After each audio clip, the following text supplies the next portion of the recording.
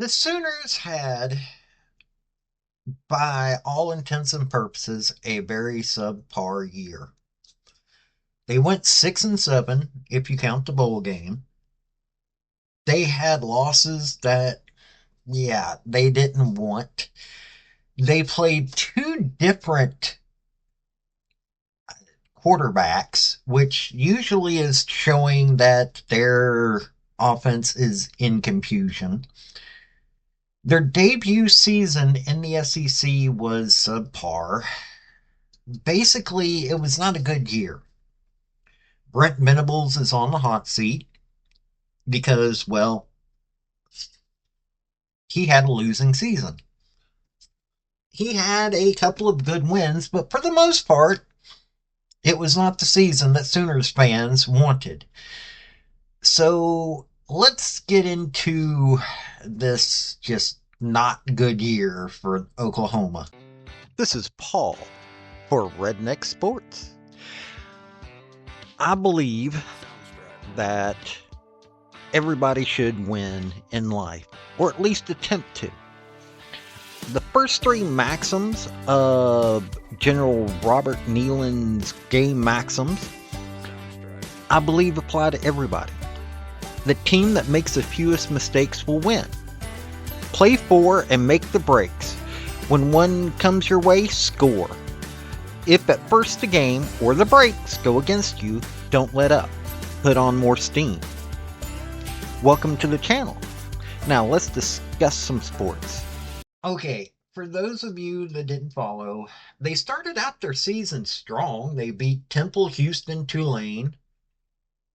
Pretty convincingly for Temple and Tulane. But Houston, yes, 16-12. Then Tennessee beat them at home 25-15.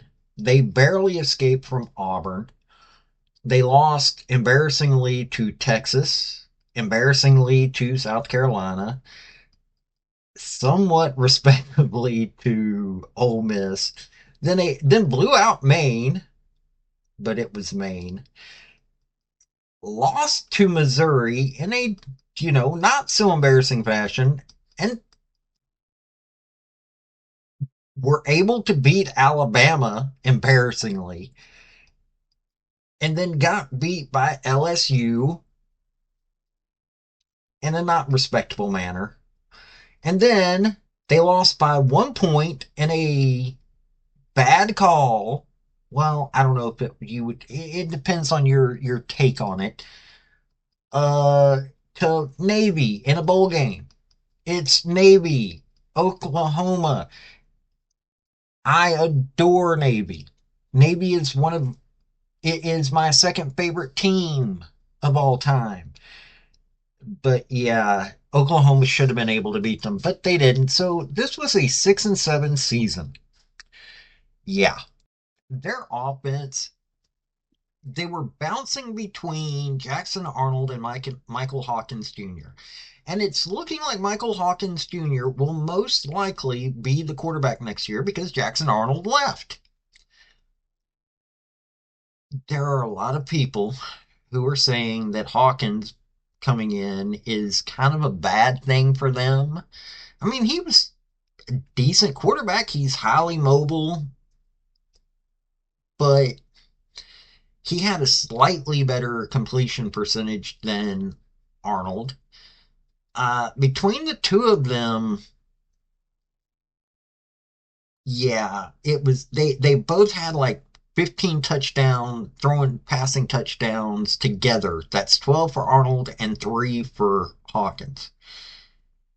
Arnold got intercepted 3 times. Hawkins got intercepted twice, which for Hawkins' side, that's not a good thing. But for Arnold, that's a really good thing.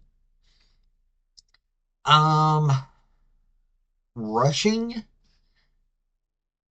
Javonte Barnes was their leading rusher, 577 rushing yards, which is eh.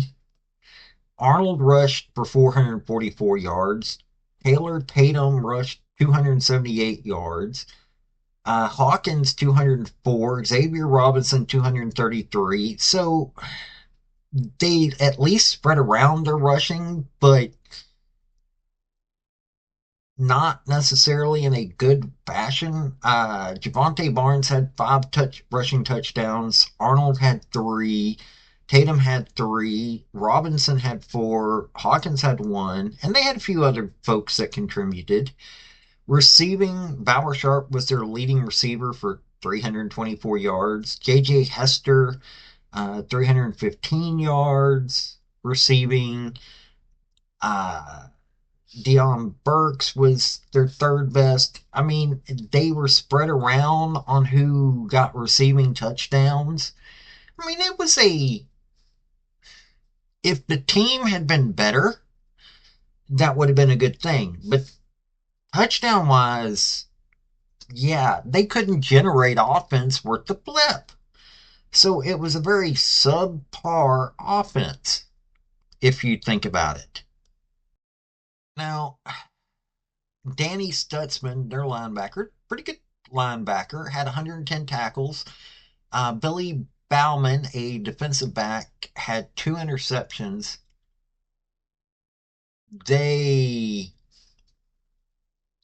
Stutzman was their best. There really wasn't anybody close. I mean, Robert Spears Jennings, a defensive back, had 66 uh touch or tackles. Interceptions, you had Kip Lewis had two for 112 yards. A long of 63 yards, had two touchdowns from interceptions. Now that was a bright spot. Um, Eli Bowen had one interception for 25 yards. This was a they relied way too much on Stutzman. They really did. They relied far too much on Stutzman. Um, Spears Jennings is a decent person, but seriously, this is just. And I mean, their best when it comes to sacking. Um, Grayson Halton had 5 sacks, 42 yards. He got knocked off 42 yards from his sacks. Ethan Downs, 3 sacks, 22 yards. Mason or R. Mason Thomas, 9 sacks, 59. It's an okay defense, but for SEC or any of the power conferences, not even wasn't even I mean, it was a decent defense. I mean, their best defensive game was against Alabama. Brent Venables is in the hot seat. What was done this past season when it comes to Oklahoma, everything was subpar. I mean, they were an okay team. What they did against Alabama was wow. Um, but how Navy was able to handle them. And I mean, Blake Horvath, in my opinion, Blake Horvath should have been in the talk. If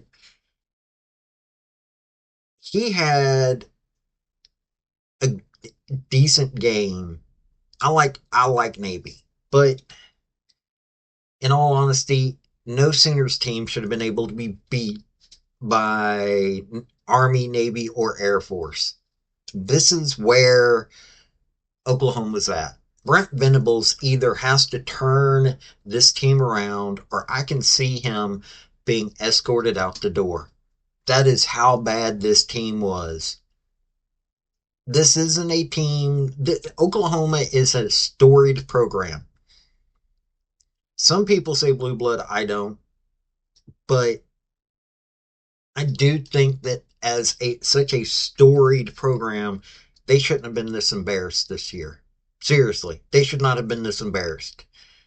Okay, the top teams, okay, they them being able to beat Alabama, cool, but not being able to beat the rest of their opponents. I mean, it wasn't even it was too close of a game against Auburn. Too close of a game against Houston. Yeah, Venables is in the hot seat. I would like to see Oklahoma be a better team next year. I don't know. I don't think they can do it with Hawkins. I don't think they can do it with Venables at this point. Maybe I'm wrong. Maybe they'll figure it out. Maybe because Hawkins will, they're not going to be relying on two quarterbacks. That'll be what saves them. But we'll see.